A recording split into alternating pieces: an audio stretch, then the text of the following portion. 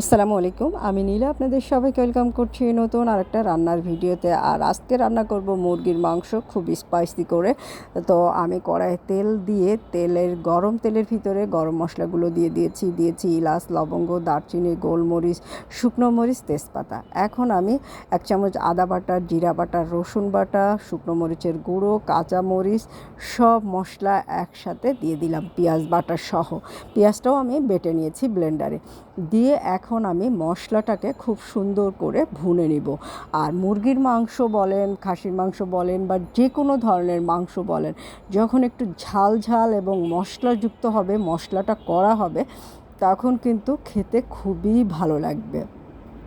আর তাছাড়া এমনি আমার কাছে কেমন জানি রুগী রুগী মনে হয় যদি একটু ঝাল ঝাল মশলা না হয়। তো আমি কথা বলতে বলতে লবণ হলুদটা দিয়ে দিলাম পরিমাণ মতো। এখন আমি এটা মশলাটাকে খুব সুন্দর করে একটু ফ্রাই করব বা ভাজা করব বা ভুনা করব, যেটাই বলেন না কেন, মশলাটাকে আমি একটু খুব সুন্দর করে কষিয়ে নিব। আর আমি যে কোনো রান্না একটু মশলাটাকে ভালো করে কষিয়ে নিই, যার কারণে সিম্পল রান্নাটাও কিন্তু খেতে ভালো হয়। তো এখন সামান্য একটু পানি দিয়ে দিলাম যাতে মশলাটা পুড়ে না যায়।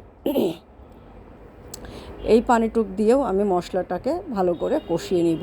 আর মুরগির মাংস এবং আলু আমি আগেই কেটে ধুয়ে নিয়ে রেডি করে রেখেছি। এখন মশলাটা খুব সুন্দর করে কষানো হয়ে গেলে আমি এটার ভিতরে মুরগির মাংসটা দিয়ে দিব। দেখেন মশলাটা কি সুন্দর একটা কালার চলে এসেছে না? বাটা মশলা বেশিরভাগই, তবে গরম মশলাগুলো আমি আস্তই দিয়েছি। এবং নামানোর আগেও কিন্তু আমি একটু জিরা গুঁড়া, ভাজা জিরা গুঁড়া এবং ভাজা গরম মশলা গুঁড়ো দিয়ে দিব। এই যে দিয়ে দিলাম আলু এবং মুরগি, আর সাথে দিয়ে দিলাম আস্ত বড় বড় এক কোয়া করে রসুন। তো 1 কোয়া করে রসুন, মানে কোয়া রসুনগুলো বেশ একটা বড় একটাই আমি পুরোটাই খোসা ছাড়িয়ে নিয়েছি। দিয়ে এখন আমি মাংসটাকে ভালো করে কষিয়ে নিব। কষিয়ে নিয়ে ঝোলের পানি দিব। আর মুরগিটাকে আমি একটু বড় করে পিস করে নিয়েছি, যাতে 1 পিস মাংস 2 পিস আলু হলেই খাওয়াটা খুব ভালোভাবেই হয়ে যায়। আর গরম গরম ভাতের সাথে বা রুটির সাথে এরকম স্পাইসি মাংস খেতে কিন্তু খুব ভালো লাগে। আর আমার বাচ্চা তো খুবই পছন্দ করে আমার এই রান্না খাবারগুলো। তো আসলে মায়েদের জন্য এটা কিন্তু একটা অনেক বড় অ্যাচিভমেন্ট। রান্নাটা আপনি যার জন্যই করেন না কেন, যেই করেন না, মানে সবাই পছন্দ না করলেও আপনার বাচ্চারা কিন্তু আপনার হাতের রান্না খুবই পছন্দ করবে। এবং আমার মেয়ের তো খুবই ফেভারিট আমার হাতের রান্না।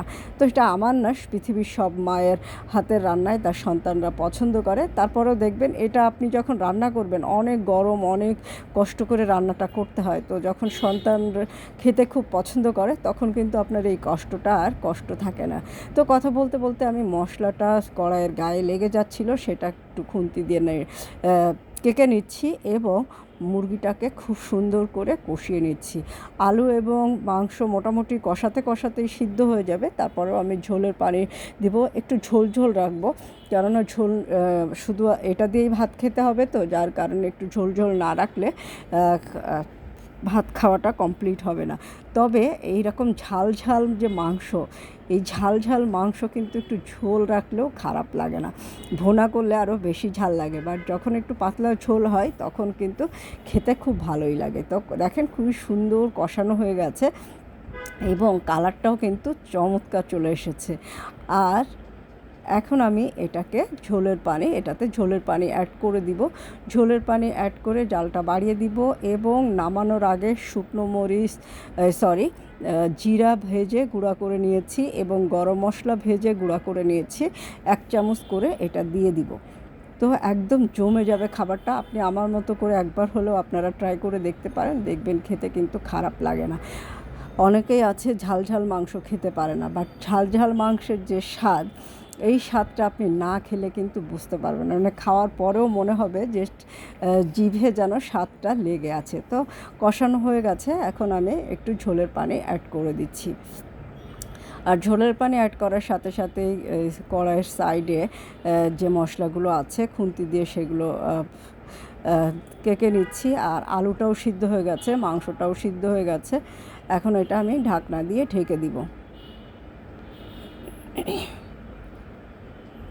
এই যে দেখেন কি সুন্দরভাবে মাংসটা ফুটে উঠেছে, জালটা একটু জোরে বাড়িয়ে দিয়েছি আর কালারটাও কিন্তু চমৎকার সুন্দর হয়েছে। আর মোটামুটি আমার রান্না কমপ্লিট। আমি এরকমই ঝোল ঝোল একটু রাখবো, তবে আলু আছে, পরবর্তীতে একটু ঝোলটা আর একটু টেনে যাবে।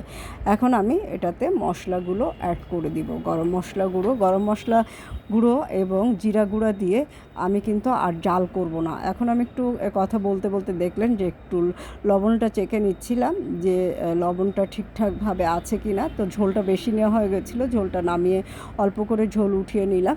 এখন আমি এটা চেখে দেখলাম যে লবণটা ঠিকঠাক আছে কি না। হ্যাঁ, লবণ মরিচ সবই ঠিকঠাক আছে।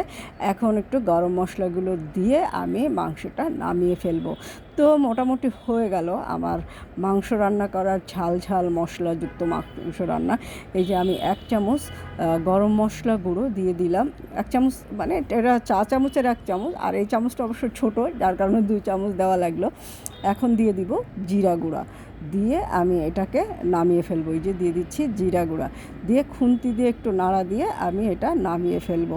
তো এরকম ঝাল ঝাল মাংস খেতে যে কী যে মজা লাগে, আপনারা একবার হলেও ট্রাই করে দেখবেন, ভালো লাগবে খেতে। আর আমার ভিডিওটা যদি ভালো লাগে লাইক কমেন্ট শেয়ারদের সাথে থাকবেন, আমার পেজটা ফলো করবেন।